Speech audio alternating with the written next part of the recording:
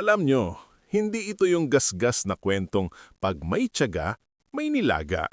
Minsan kasi sa sobrang tiyaga mo, napapasok ka lang sa apoy. Sa diwa ni Juan Tamad, silipin natin ang diskarte ng isang taong, well, ayaw lang talagang mapagod. Noong unang panahon, sa isang barangay na sobrang liblib na pati Google Maps ay nag-e-error, nakatira ang ating bida, si Kulas. Hindi naman tamad si Kulas. Ang tingin niya lang sa energy ng tao, parang battery ng cellphone.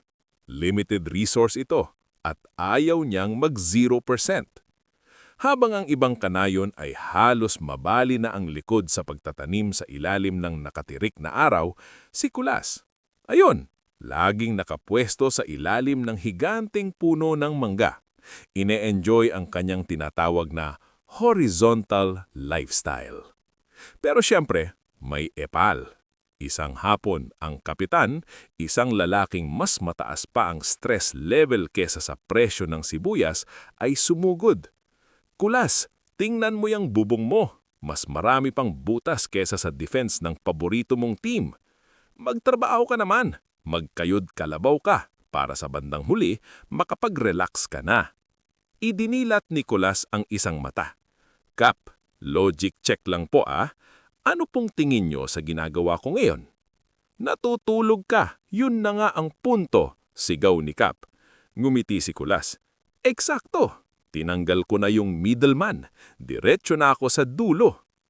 Pero nanganib ang siesta ni Kulas nung binantaan siyang bubuwisan pati ang anino niya. Kaya ginamit niya ang tanging bagay na full bar sa kanya, ang utak niyang hindi pagod.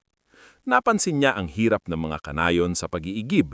3 araw siyang nakatitig sa kawayanan. Inakala ng lahat na stroke na siya. Pero sa ika-4 na araw, nag-DIY ang lolo mo. Pinagdugtong-dugtong ang mga kawayan para magkaroon ng otomatikong daloy ng tubig mula sa batis.